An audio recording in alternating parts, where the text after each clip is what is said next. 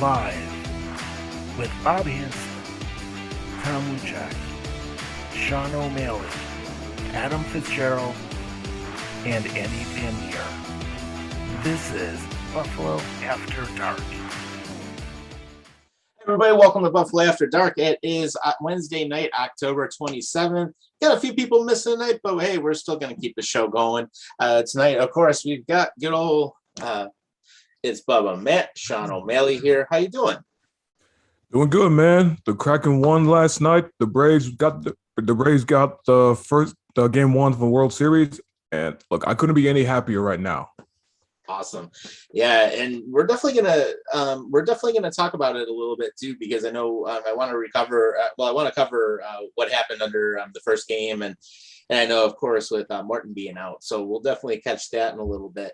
And then also Andy, aka JJ Quinn, how you doing? I'm all right. Sabres are winning. My Dodgers lost. It's like a seesaw kind of past couple of days. Yeah, and it's interesting also because, I mean, like we thought about the last couple of weeks, I mean, we didn't think that the Sabres were going to be doing as well as they are, but they got another win, and they beat Tampa on top of it, defending Cup champions. That was an amazing game, to be honest with you. I couldn't believe they pulled it off. Yeah, you're 100% right about that. And of course, if you guys want to jump on the show, you're more than welcome to give us a shout. Our usual numbers. And of course, we're live on Facebook right now as well. So let's kick it off. Let's, of course, 929-205-6099 gets you on the show. And Trevor Hauer, you're welcome to come on if you want. Bobby might be joining us a little bit later. Let's kick it off with some Sabres talk, and let's go over the Tampa game, because there's a lot of good things to see. Obviously, I mean, Eichel's out of the picture for right now. We still don't know what's going to happen surgery-wise with him, and there are some trade rumors that he might be going to Vegas, but that was a quality win, guys. I mean, you can't say anything else but that. Quality win. They are working hard, and that's what everybody wants to see, at least from all the comments I've been seeing. They don't even care if they lose as long as they play hard. Yeah, and that's really a big thing. And I can tell you, just on everything that we've seen so far, I mean, it's just really that team effort that's really helping make things happen. And when they ended up beating Tampa, I mean, Kyle Okposo is still having a good streak right now. I mean, he's playing as well as I've seen in the last several years. Tage Thompson's playing well, but really two people I want to focus on a little bit. Dylan Cousins is definitely, he's come around the corner. I mean, he's definitely playing a lot better than what we saw initially. And then I got to say, Hinostroza's having a nice little start to the season here. Yeah, with Cousins, I think he was putting too much on himself. I know it's a little early, really carrying the load with Casey being out, but I mean, he's done it before. I mean, he's carried the load some games, and he's what type of player he is. So, I mean, it's only going to get better. I mean, I'm just looking forward to watching him the rest of this year. And Vinny being on his wing is even better because of his speed and what he brings to the line. So, I mean, it's all good to see. Yeah, for sure. And I mean, Olofsson had another good night, 2 goals. And I have to say, Craig Anderson is definitely playing a lot better than I think any of us expected to. I mean, he made some great saves on the 25th.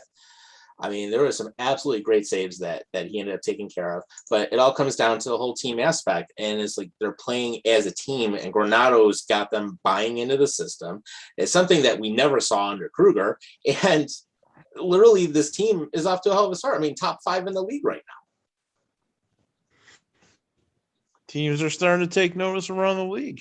They know that when they come to play the Buffalo Sabres, they're going to have to work.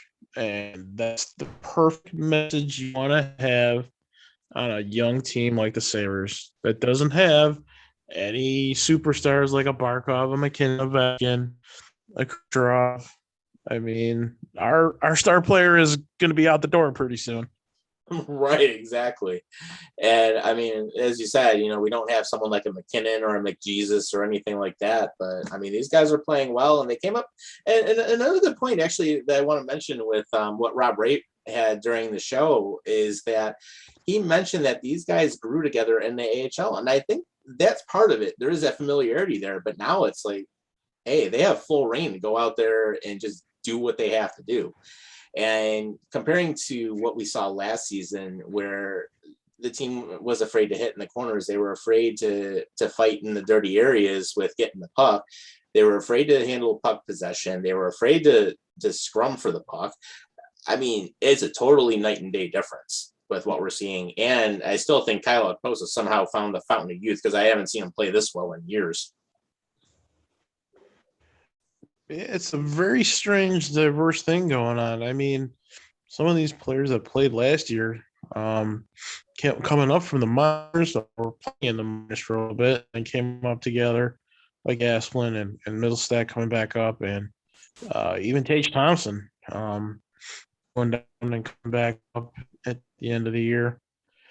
And, these guys grew over summer and they played together in the preseason, and it's just all starting to slowly build up. And it's just good to see. Surprisingly, I didn't think this was going to be the way it goes. Hopefully, it's maintained over, December, January, February.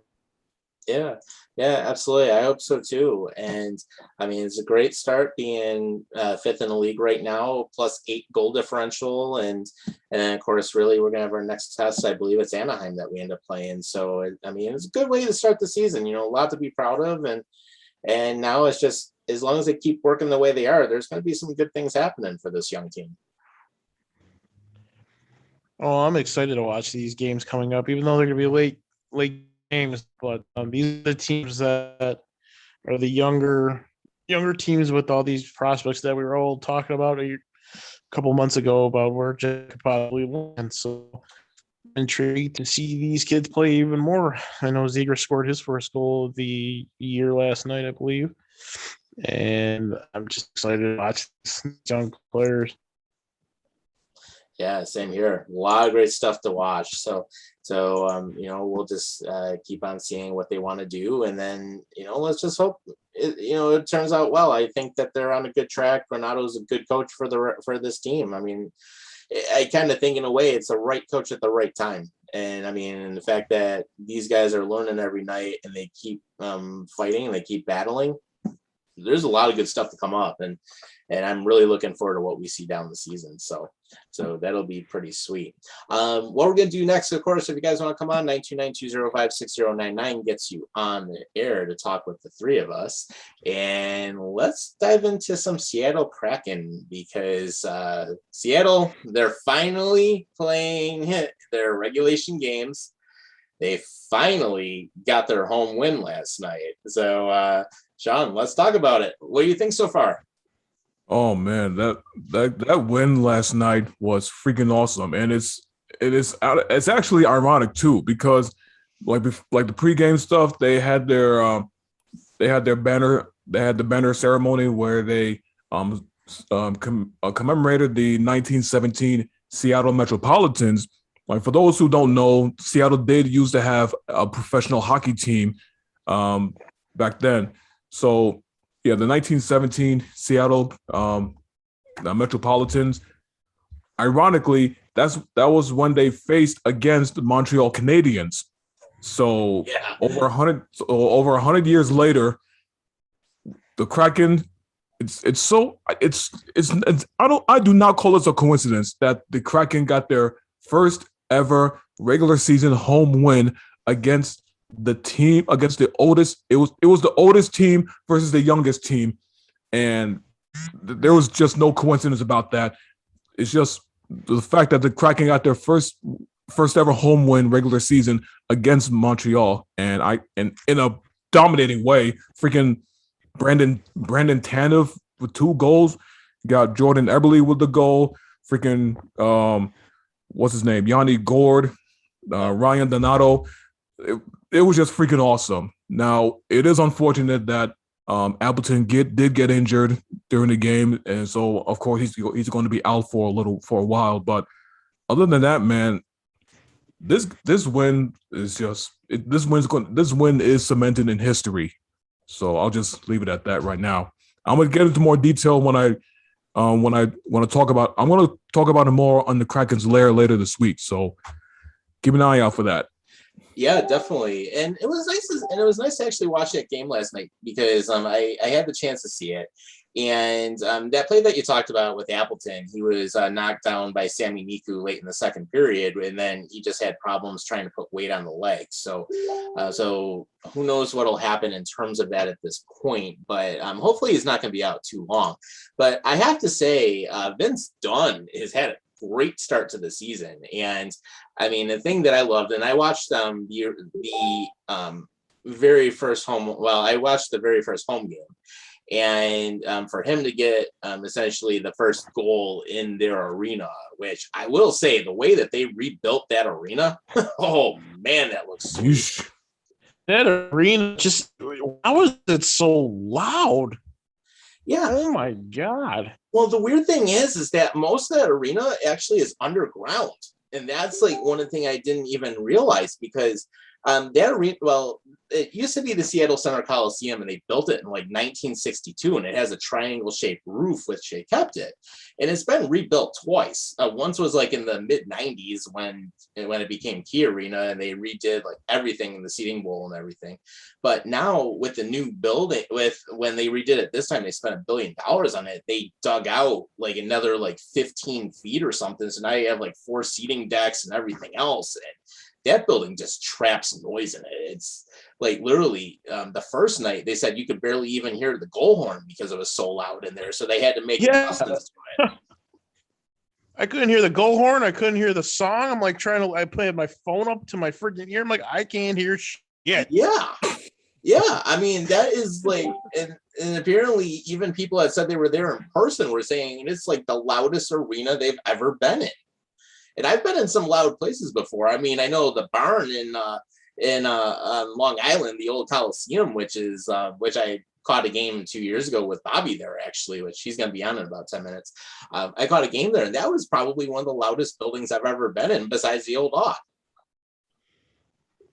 Yeah, and plus you have to understand, like the emotion of the fans that have been dying to have a hockey team in Seattle again after decades. You know, I felt like all that pent up emotion was just unleashed in that game. Yeah. So you got to put that in. What's that word again? Like you got to put that into like the reason why they were probably so loud in there. Right. And even last night watching the game, I mean, they were really loud in there also. So I'm thinking that this building, Climate Pledge Arena, I mean, I still think it's the stupidest name ever, but I still think that arena, honestly, is probably going to be the loudest in the NHL. Besides possibly UBS when that opens. And most of that arena is built underground also. Apparently the roof on that building is only 3 feet higher than the Coliseum that's replacing, but most of the seating is below ground. Wow. So who knows? I'm excited for this. So any opposing team coming to Seattle, they better.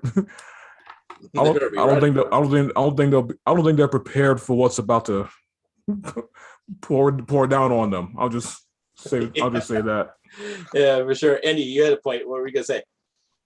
Yeah, so the Sabres play the Kraken at the tail end of their road trip, so I can't wait to watch that. That's gonna be a fun game to watch. I am looking forward to that one. Yeah, for sure. And I mean, and plus, once the Islanders get in their new building, it'll be fun to see what they do over there, because I actually have been by that arena while it was under construction, and it was pretty cool to see how they're doing that at the Belmont racetrack. So it'll be fun. You know, it'll be nice to take another trip down there. But what we're going to do before we shift gears, if you guys want to get on, 929-205-6099. Bobby will be joining us in a little bit. Trevor Howard might be joining us a little bit later. And then I will say our friend and show contributor Justin Eric apparently is out playing hockey in East Aurora today. So we'll see what happens. Amex are playing well. We'll see some stuff from Jeremy Macbeth coming up pretty soon. But let's talk a little bit about one of the trades that ended up happening today. And first, of course, Dylan Gambrell ended up getting traded to the Senators, of all places. Womp womp. Nothing really there.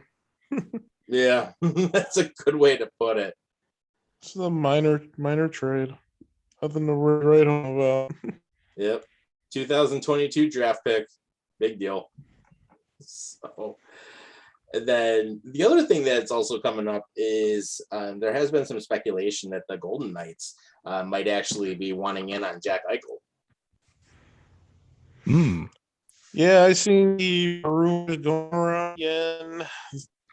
Seems to be that Vegas appears to be the front runner. Apparently, I guess I don't know. I don't know what to believe anymore. To be honest with you, Right. Yeah, I mean, every day still it's something crapshoot. different. Yeah, who knows what's gonna happen? But if Vegas do get Jack Eichel, holy crap!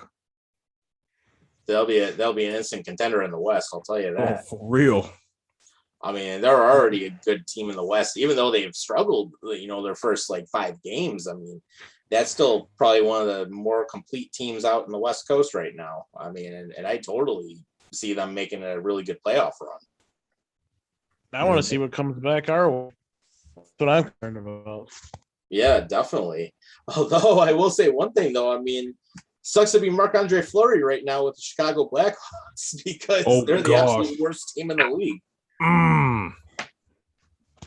There's a lot going on with that fucking organization right now. Yeah, it's right. You want to talk about a freaking mess? Oh yeah, the Blackhawks. Yeah. Oh gosh. Yeah, big news came out today too. Their GM Stan Bowman is gone. So what happened? The Chicago Blackhawks have been fined $2 million after a law firm announced the findings of its investigation related to the 2010 sexual misconduct allegations. It's not a good sight there right now. Nope. And according to Puck Empire, like a recent update on the situation, Kyle Beach has identified himself as the assaulted player in the case as well. So, oh man, I think they said it was about 20 years old at the time. Man, that really sucks, man. Yeah, it's not good. So in the Chicago Tribune today, they mentioned that John Doe alleged that he was assaulted in May 2010 by then video coach Brad Aldrich. So then when he ended up, when the findings were discussed, apparently Blackhawks CEO Danny Wirtz ended up mentioning that they appreciated Stan's dedication to the Blackhawks and the many years of work with the team, but they basically at that time they knew that something happened. They just decided, oh, well, it was a mistake, and our other senior executives made mistakes, and they did absolutely nothing at the time. So that's basically how it worked.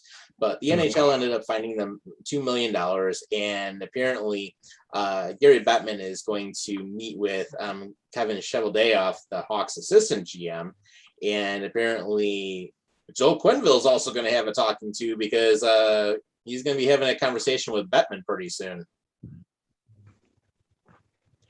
Oh man! Yep, it's all starting to spill out. It's all coming out now. Yep. Oh, it's crazy. It's crazy what's going on right now. Yeah. Oh man. Yep. So then on top of that, 0-5-1 so far in the first 6 games. Sheesh, they've yet to win a game. Yeah. And apparently, here's what they ended up mentioning. So the Blackhawks have actually come out with a record to start the season. So besides 0-5-1, they have not had a single lead in 360 minutes and 57 seconds this season. Damn. Not good. Yeah. And even more interesting, the interim GM is going to be Kyle Davison, who's the VP of Hockey Strategy and Analytics. Sheesh. Not looking good. It's not looking good at all. No. Whole thing's a freaking mess. Right.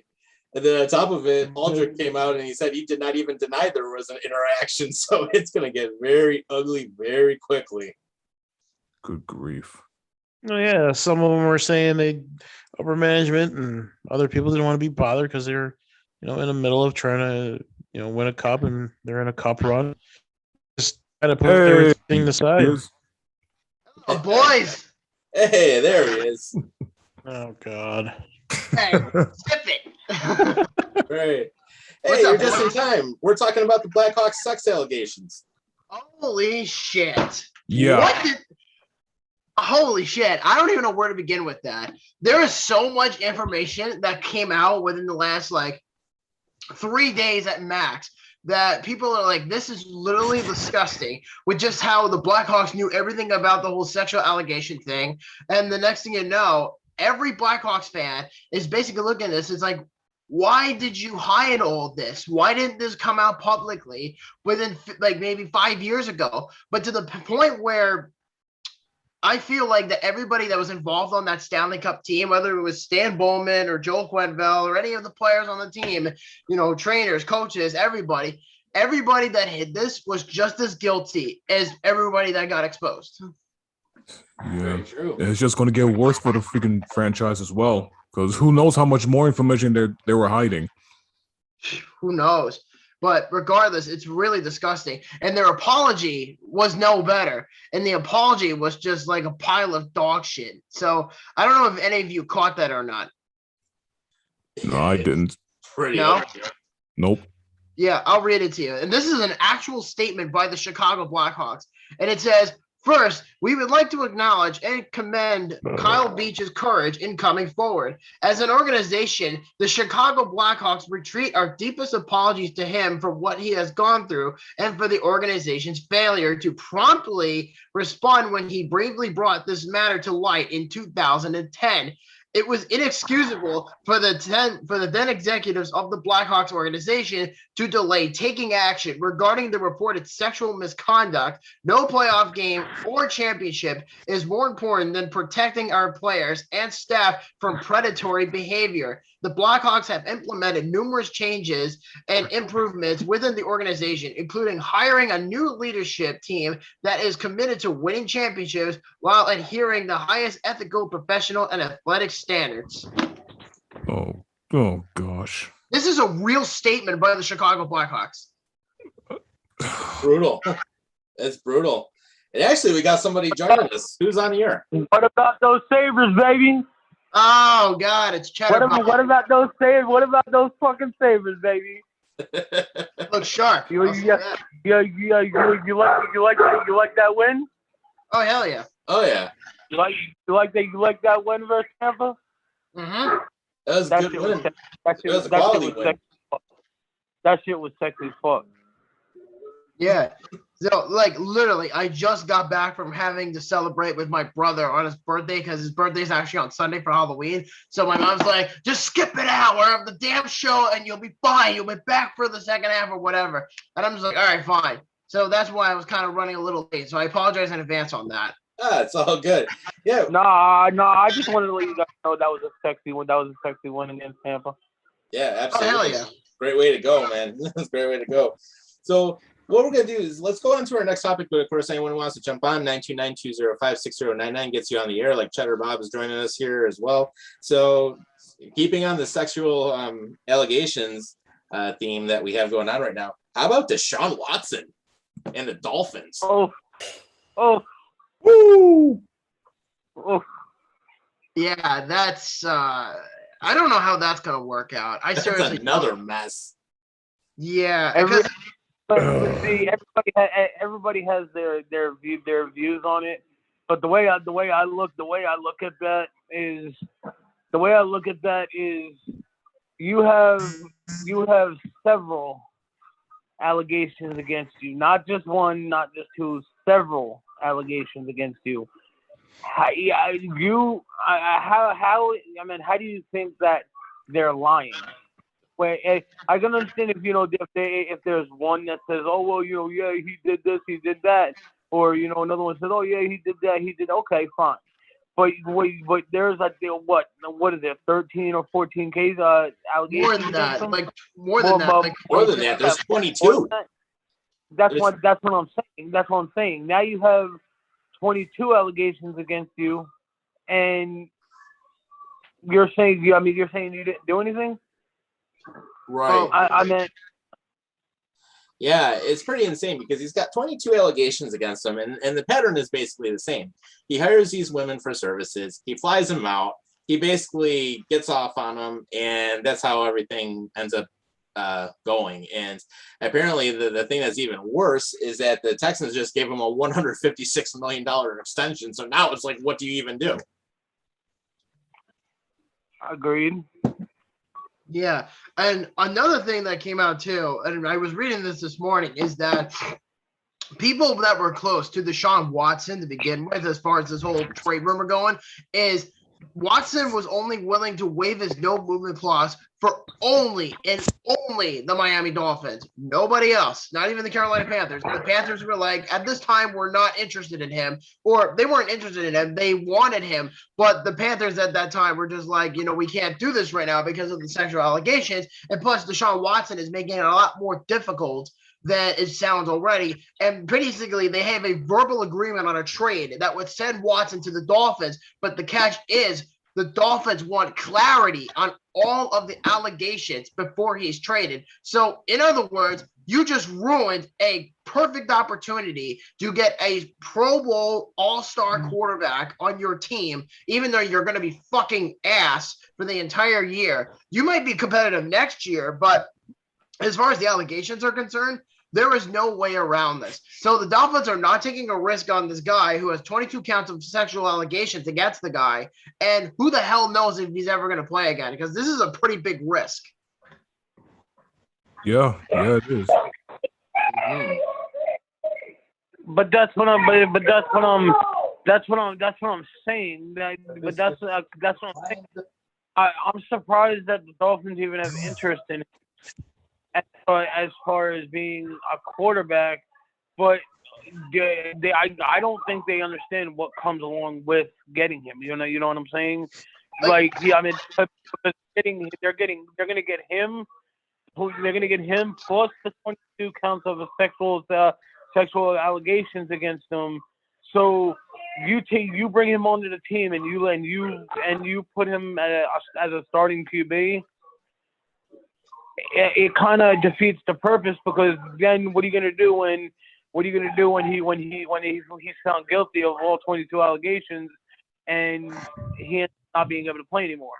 So then, what did you do? You just let go. You just let go of your QB. You just let go of your QB, and for somebody who's gonna end up playing half the season, not even.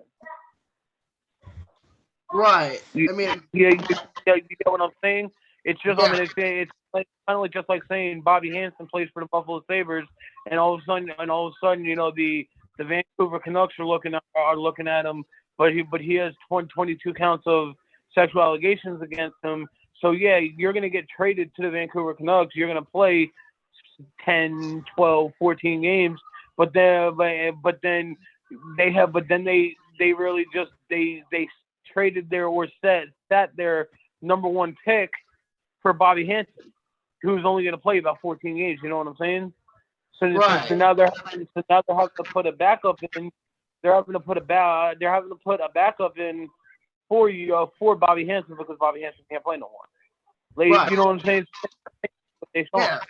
Yeah. I mean, I get it entirely, but like when you take it the bigger picture, prospectively, there was a comment 2 hours ago that I read that basically said, and someone asked Tua Tagovailoa, and he was like, "Oh, how does it feel to still be on the Dolphins?" He's like, "Oh, I don't even feel like I'm wanted here."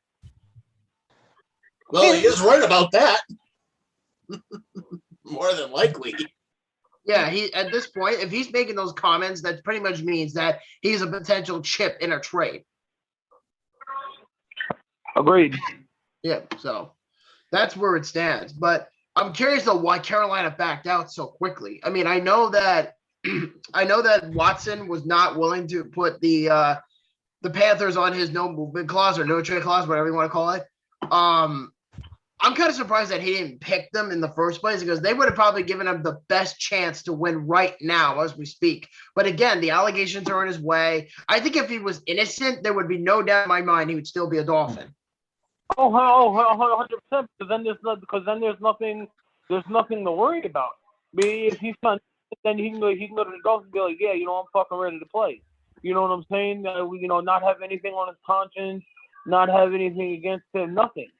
So yeah, man. Yeah, so man, yeah. If he was innocent, yeah, hell yeah, he'd be ready to play. Well, I guess we'll see what happens because there's just a lot of stuff that's coming out. Agreed. Yep. Yeah, very true. Hey, Andy or Sean, you want to get in on it? There's not a whole lot to say. Yeah, Yeah. I mean, to be honest, like I don't Those I guys don't really play know. again. Like I don't really know if he's going to be able to play. I don't know if he's ever going to play again because of all these allegations, man. Like to have this many allegations and like I don't know, man. This might ruin him for good. It We'll very see. well could. Yeah. Who knows? So while that's going on, like, what do you think happens to Watson going forward? Do you think he gets all of the allegations that he's cleared to play, or do you think these are just going to keep stonewalling him from playing for the Dolphins? Because again, there's a verbal agreement, but it doesn't necessarily mean it's official.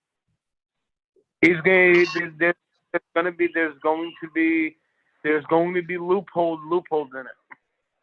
Right. I mean, I just think the Miami Dolphins are a mess, even right now. Because if you think about what happened with the Dolphins last year, they made a big jump to making it to the hunt into the playoffs. I mean, they didn't obviously make it because they got blown out by the Bills. But if you look at it from a standard point, the Dolphins were actually pretty competitive last year. I mean, what did they go, like 10-6 or something like that? Yeah, yeah. Flores was coaching them pretty well.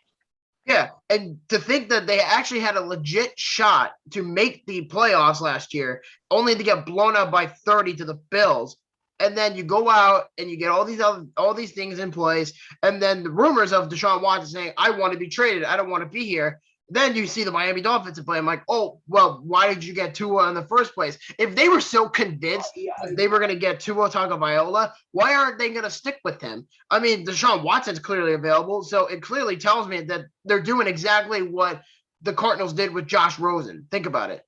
Mm-hmm. Yeah, but look at the QB. Look at the QB. Look at the way Kyler Murray. Look at the way Kyler Murray came out though. Kyler Murray. Absolutely. Yeah, and you actually bring up a good point because I wanted to bring up the NFL's quarterbacking index, which ended up coming out today, and I mean basically it ranks the top 10 quarterbacks in the league right now. So, I mean, Dak Prescott had a great comeback year so far because he's ranked number 1 through 6 games, and he's actually thrown for over 1,800 yards so far. But he also, in terms of his yards per average, I mean, he's looking around 8.4, and I mean, he's throwing at 73.1%. So, I mean, he's having a huge start. Kyler Murray is right there with him, although he's thrown for more than 2,000 yards. So, I mean, they're 1 and 2. Yeah, but you also got to remember. You got to also remember that Kyler Murray has speed. Dak Prescott doesn't. When Dak Prescott gets under pressure, he throws the ball. He throws the ball away. When Kyler Murray gets under pressure, he can use his speed to get out of the pocket. That's true. And then to even look at the list a little bit further, I mean, we've got Tom Brady at number 3, so that's no surprise that he's in the top 3. Lamar Jackson at 4, Derek Carr's at 5, Matt Stafford at 6. Is that number 4? Tom, who's at number 4? Number 4 on the list, and this is from CBS Sports. Lamar Jackson is number 4. Jeez, oh my God! Wow. And the sad thing is, he leads his team in rushing.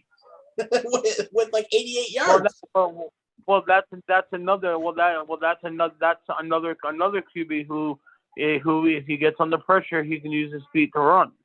Yeah. I mean, because he's just as fast as Kyler Murray.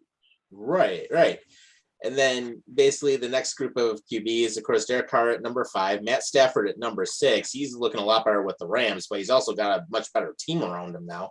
Oh yeah, I mean, that's an obvious one. And then Josh Allen's at number 7. Well, Allen was on the bye this week, so that's probably why his rating went down a bit. Right. But then on top of it, so after Allen, at number 8. sure the loss to KC didn't have anything to do with it? Well, I mean, they beat the Chiefs, so I mean, Well, we basically whooped the Chiefs' ass. I mean, it wasn't even close. are you sure it's not the loss of? Are you sure it's not the loss of the Titans? Sorry, the Titans. Sorry, my mix up. Sorry, the Titans. Well, I mean, they lost by one play, so it's not the worst thing in the world. I mean, Right. It's one play, 3 points. I mean, Yeah. I Man, mean, no, they definitely fought hard. They definitely did fought hard. and Titans, Yeah, he's got a good team this year too. I mean, and Derrick Henry. I mean, any team has problems stopping him. oh gosh, dude, you saw him stiff arm out one of a freaking our defensive tackle. Who was it? it's Josh I saw Norman. that. No, I'm talking about from the game this year. Oh, this game. He stiff armed a defensive tackle from the Monday night game. Oh, I didn't see that. I got who it was. But I'm surprised the Titans are not a better team, considering they got Derrick Henry, AJ Brown, Julio Jones. I mean, I'm surprised they're not better than they are this year.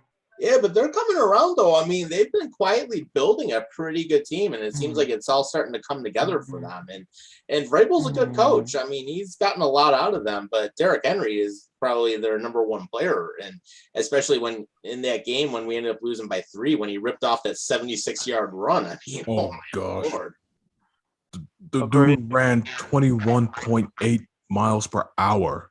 Yeah, I mean, What the hell? anybody's gonna have problems stopping that. Yeah, without a doubt. Yeah, He's a big man too. He's like what, 6'3", 230 something? yeah, he's like a fullback size. Oh, He's literally the size of a freaking wide receiver. That's how big he is. Yeah, it kind of reminds me of Jerome Bettis when he was. I don't know if you guys covered this yet, but did you guys cover the trade that happened? What trade? The fucking Eagles trading for fucking Zach Wilson, fucking Flacco back to the fucking Jets. Yeah, actually, we're gonna. Get I saw that article. Yeah, Oh wow. We'll get into that in just a moment too. I just want to round out the top 10. But Speaking of that, yeah, go ahead. Fucking bomb. yeah, Fucking bomb. yeah, we'll get into that in just a moment. But yeah, but after Josh Allen, then the last 3 QBs in the top 10 are Justin Herbert, Aaron Rodgers, and then Patrick Mahomes dropped down to number 10. Yeah. And who would have thought that Pat Mahomes would be as bad as Zach Wilson, throwing 9 interceptions so far this season and absolutely sucking? Man. I mean, who knows? So we'll get into some other stuff. Chad, good seeing you, man. We're gonna cut you out of here for the rest of the night, but definitely feel free to call back in, and then we'll get you all set. So that basically being said here, let's get into that trade that he ended up talking about, and that is going to be with The Eagles and the Jets with Joe Flacco. And basically, Joe Flacco has new life. What? I don't understand their obsession with him. I mean, my first question is, why is Joe Flacco still in the league? Good question. Well, did you guys see the trade that happened earlier today? Oh, the one that you had mentioned with Mark Ingram going back to New Orleans. Yeah, with him going back to New Orleans, and Kenny Young got traded to the Broncos yesterday. Right, and then Willie Snead to the Panthers. Well, he didn't get traded; he was cut. Right, but still, Mark Ingram going back to the Saints. I didn't think that was going to be happening anytime soon. Huh. We'll see. By the way, did you see the bombarded amount of coverage the Seattle Kraken got this whole fucking week? Oh yeah. John, I think you should know a thing or two about this. Like we talked about the freaking game early in the show. I mean, like I was happy, and I told Tom earlier it was ironic that they were commemorating the 1917 Seattle Metropolitans Stanley Cup win, and when they beat the Montreal Canadiens. It was the oldest team versus the youngest team last night, and the Kraken just dominated Montreal. Yeah, absolutely. But that's not the only thing too. You see what else they did this week? I mean, and Andy, I'm pretty sure you can respond with this too. Is so not only did they honor the 1917 Seattle Metropolitans, but they also retired the number 32. Yes, I saw that too. Yep. And on top of all that, there's two more to this. And they also started doing what's called the 3-star salmon toss, which is basically I don't know if did you see that, Sean? I saw the clip on Instagram. Yeah, that's pretty interesting with Philip Grubauer and friggin' Brandon Tanev throwing a fake salmon into the crowd. Right, man. Speaking of freaking Brandon Tanev, man, that dude, oh man, he's lighting it up. Freaking awesome. Yeah, right. And one other thing too is that's because you can also already tell there's a big marketing in this, and the NHL is just giving them a big fucking blowjob to the point where all the cum comes out of your mouth. Is the Kraken are rumored to be hosting an outdoor game pretty soon? I hope so. I saw that post too. That would be, man, that would be something. Yeah, because Chris Daniels is reporting, quote, that Seattle is now on the radar to host an outdoor game. So how do you feel about all this, Sean? Because the Kraken have been getting a lot of attention this week. I mean, yeah, how else can I feel but freaking happy for the franchise? I mean, this is literally history in the making. You know, Seattle fans, Seattle hockey fans, they've been waiting for this for freaking decades, man. And the atmosphere that they brought to the game last night. Oh man, I'm looking forward to the rest of the season. I really am. Without a doubt. Andy, what do you think about all that? It's good for me. It's good for the league. It's a whole lot of fun. So I love it. Yeah, and you know what too? I'm starting to now think that the Kraken are building a foundation with everything they're doing. So, I mean, I think it's nice of them to be honoring the Seattle Metropolitans, the first American team to win the Cup. But at the same time, when you think about it, I think it's also kind of random because it was so last minute that they announced it. And I'm curious though, did they start like sending out like Seattle Metropolitan night or something like that, where people at attendance would get like a magnet or something to kind of like remember that team or something like that? Not that I'm aware of. Yeah. And the Kraken 32 jersey was retired because based off of, I would assume they ripped off. Yeah, being the 32nd franchise in the league. Yep. And it's also representing the 32,000 season ticket holders. Yep.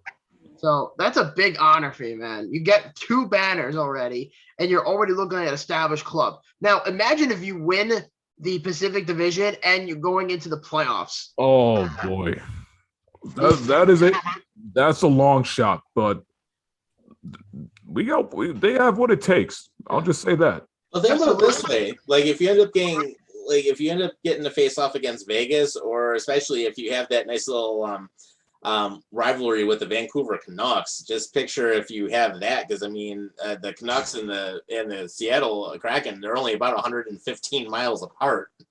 Yeah. And you know what? I think the Kraken to me are going to be making a big ultimate cattle stock in the marketing business for the NHL. I mean, they're already having a pretty good, so far inaugural season. And they had a big win over Montreal, their first ever win in franchise history at home at Climate Pledge. And then it's like, they make all these traditions. I feel like now here's a really interesting question for you, Sean. Because of the marketing, do you think the Kraken should get a mascot? Why not? But of course it's got to be a Kraken mascot. And the question is, what we're going to name it? Kraken. Right. Just find one on the corner somewhere. Yeah, I do believe they should get a mascot. Welcome to the crowd. Yeah, I think naming him would be pretty difficult. I mean, you already have a team. Craggy. What is it? Craggy. Cracky? Sounds like Crikey. That's what it He's sounds not like. Australian. I know, it just sounds that way.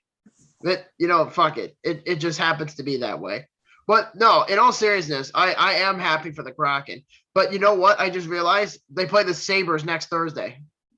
That will be a fun game to Oh watch. boy.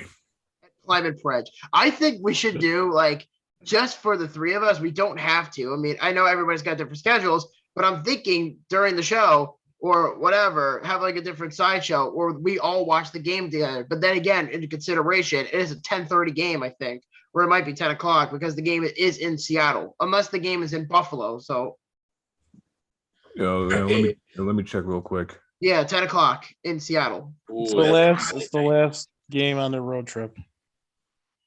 Yeah, I'll probably watch part of the game just because of the fact that I want to watch it, but I'm gonna watch it, but I'm gonna have to dive right into bed right after. Mhm. Yeah. I mean, well, the next time they play each other is on the 29th next month. So and it will be in Buffalo.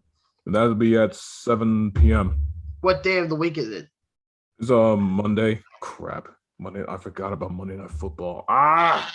Monday Night Football. Because the game. I don't know, man. Because the freaking, the Kraken Sabres game is on a Monday. Yeah, but what does that have to do with Monday Night Football? Who's playing?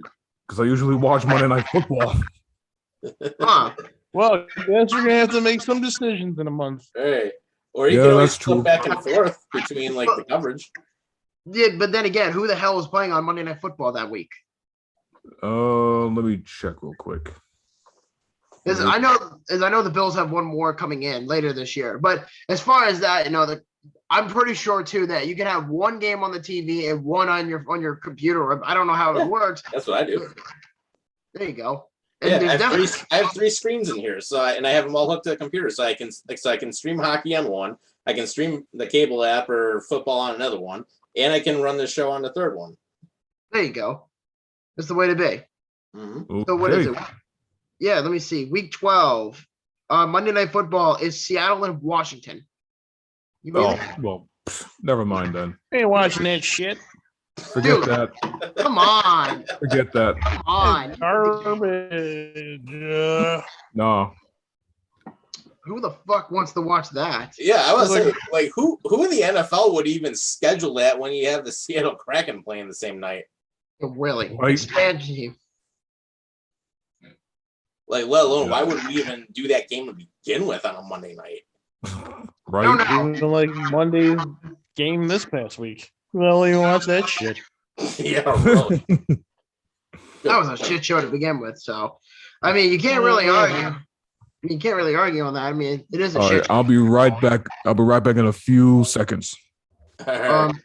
I'm really scared what you're gonna do. So I really don't know. Yeah. Probably gonna go pee, Bobby. You probably have to. I wouldn't be surprised. Right. Drink a lot of water. This is what it is. Yeah. So while that's going on, there's a rumor going around that Jack Eichel could be on his way in less than a week to the Vegas Golden Knights.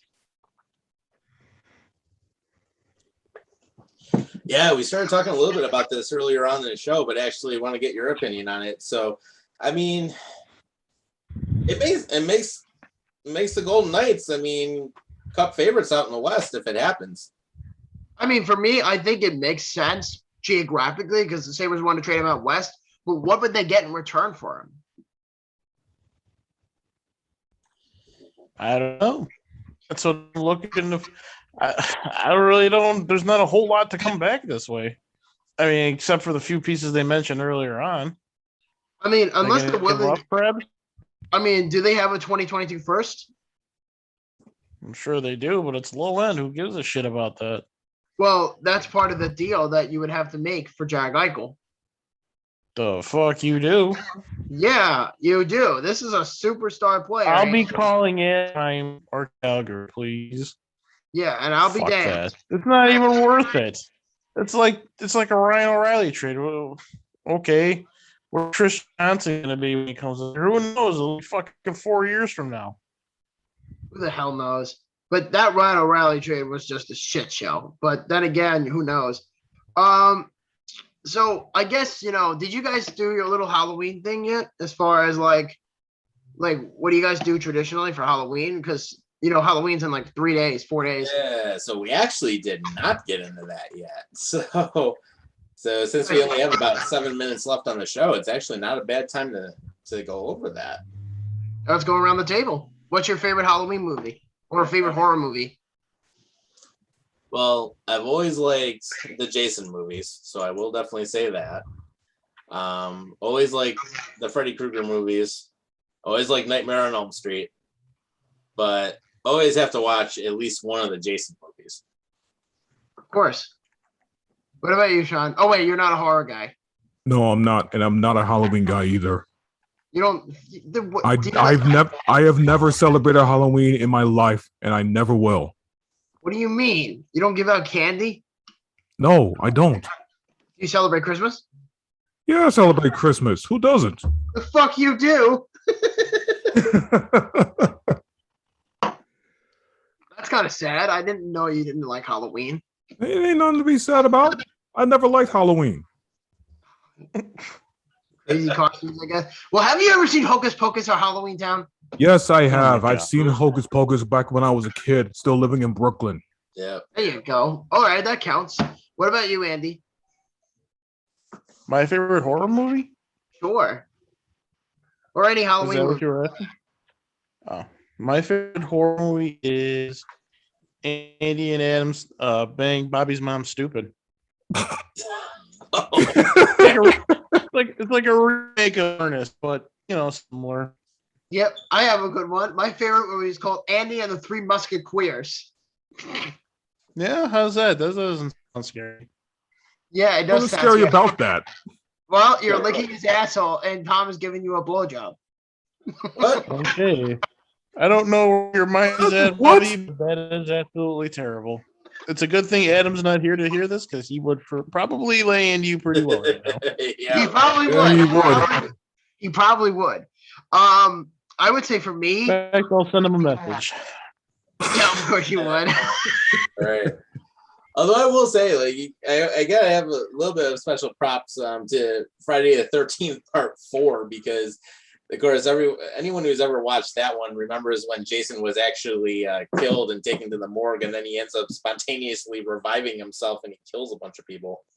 Right. The three movies I like, though, to be honest, like Wonders, The Conjuring, and Sinister. Sinister. Well, for me, I'm a mixed bag. I mean, I'm pretty easygoing. For me, I would say my favorite. What? Hocus Pocus? No, not Hocus Pocus. That was for Sean, so fuck you. No.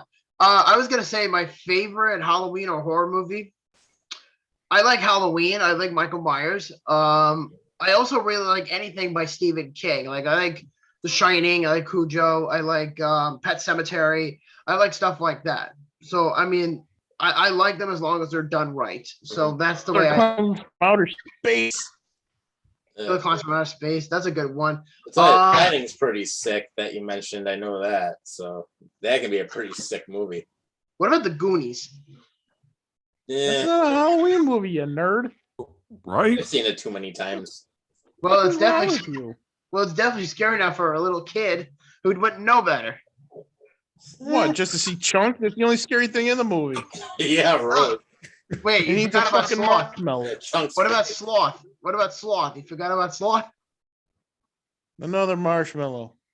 Yeah, really. Soft. Okay, fine, fair enough. Yeah. I But get if we had to go outside of like Halloween movies, though, I mean, I would say actually one that gets a really good mention that I always like watching is Scarface, Oh, yes. especially the chainsaw How scene. the hell is that was, like, Halloween that related? Good was sick gosh. to watch that for Oh. a couple times. Wait. Which Scarface are you talking about? Scarface, the one with Al Pacino, where he's like Tony Montana. Hang That's a Halloween movie? Yeah, and he takes out that machine gun and just like friggin' like kills everybody until he ends up getting blown through his back with a shotgun at the end and falls from the second floor. All right, Mike. Halloween movie. Did you I would guys say- ever heard of rumors that they might be doing a remake of that with having Leonardo DiCaprio? Oh man. What movie? What movie? Scarface? Scarface. Oh, don't put DiCaprio in it. Come on. Yeah. That's what I've heard. I was haven't gonna- heard anything else. I haven't heard anything else yet. Well, I was gonna say my other favorite horror movie is Star Wars Episode 5: The Empire Strikes Back.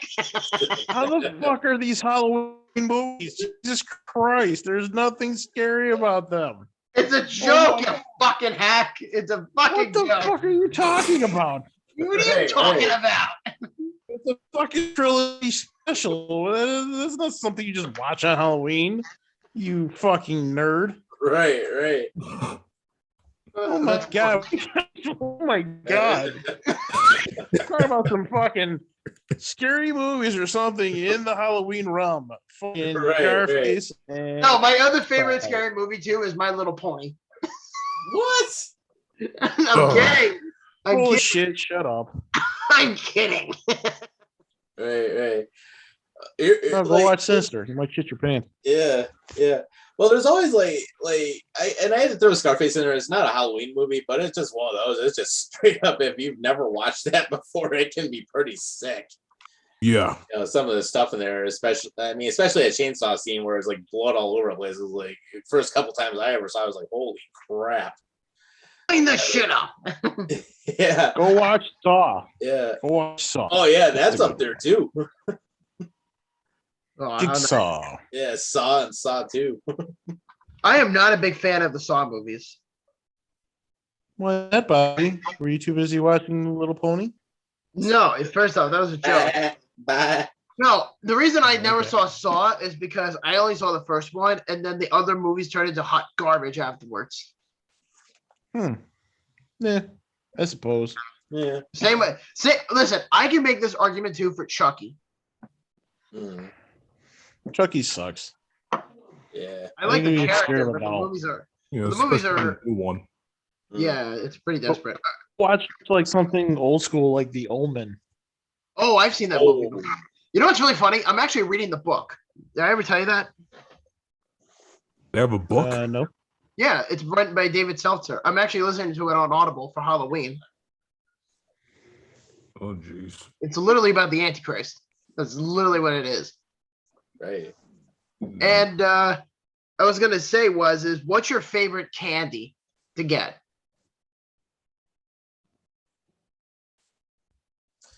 All right, I'll start it off and then we'll wrap up after. But can never go wrong with chocolate. Same.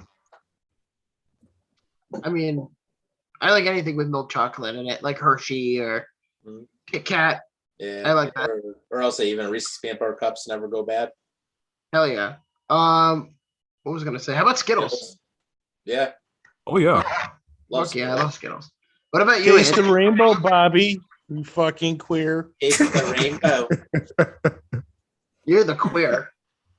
Say hello to my little friend. Go watch Ah, Insidious, Bobby. There's another good scary movie, Insidious. Go watch.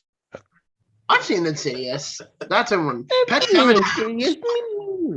Pet Cemetery is pretty scary. It's not that bad. What? Pet Cemetery? I mean, it can be if you've never watched it before, but like once you see it, it's like, whatever. Well, I was gonna say this is, I like Pet Cemetery book better than I do the movie. See, I like to read, so when I get a chance. But regarding horror, I love reading horror books. That's like Yeah. my favorite thing to do. Yeah, a lot of times the books are always better. I mean, even Stephen King's stuff from back in the day, I mean, his books were always better than the movies. Well, by far. I mean, it depends on. You ever hear him bitch and moan about how he didn't like The Shining? Yeah, and yeah, it's like one of the better movies that ever came out. I don't understand that. Like, why would he hate something that's already a masterpiece? Yeah, seriously. Other than it's like, I just didn't fit my image in my book. Like, dude, shut up. Just enjoy the fucking movie. Right. And the millions of dollars that you get from it. Mm-hmm. Yeah, I bet he's not complaining about the millions of dollars that you end up getting, even though you want to complain about it. It's like, oh, you get all the residuals and all the and everything else that comes as part of it. It's like, yeah, it's like if you don't want to complain about it, shut up and enjoy your money. If there's one thing we learned in history is Stephen King is not a good producer at all. He tried to produce the remake of his own image of the book, and then it turned into crap. And then people are like, just watch the Nicholson version and just go with it. Yeah, exactly. Yeah, I mean, King's good at one thing, that's writing. Anything else? No. Hey, so, yeah. But that being said, though, I mean, anyone have any final thoughts before we wrap up? Happy Halloween, everyone. Yes. Enjoy Happy it. Halloween, Sabres, to get W tomorrow in the Big Duck of Anaheim. Yeah, hopefully they can get their 5th win on the season and stay in that top 5. That'll be pretty sweet. Yeah. Hopefully, I see Jack Island jersey sometime down the road. Yeah. I think Sean wants to say something. He's putting his finger up. Yep. Go Braves. Win it all. Shove it in Rob Manfred's face. Hell, Atlanta. Although, actually, I will say this though: as much as I want to see them beat the Astros, just because of the asterisk, basically, the thing I gotta say is, unfortunately, Atlanta lost their pitcher due to that fractured leg. Yeah, I've lost my touch with baseball at this point. Yeah, but no, it'll be interesting to watch. So we'll see what happens. But anyways, so anyways, depending on the road trip with the Sabres this week, we'll probably do some after the horn, as long as it's not like super late, or we might just do it maybe this weekend, who knows. But definitely keep it on. We'll go over some updated sports news as we get it. Also, of course, keep in mind we may have some more on the Eichel situation coming up. And then last thing before we wrap up, Governor Hochul, she just said that the study's almost done, and she had nothing else to add to the conversation. So whatever, there's nothing new. So that's how it is. But in the meantime, everybody, thanks for joining us. Cheddar, thanks for jumping on, and we enjoyed chatting with you. Meantime, of course, take care of yourselves, guys, and each other. We'll see you next time. Happy Halloween, everyone.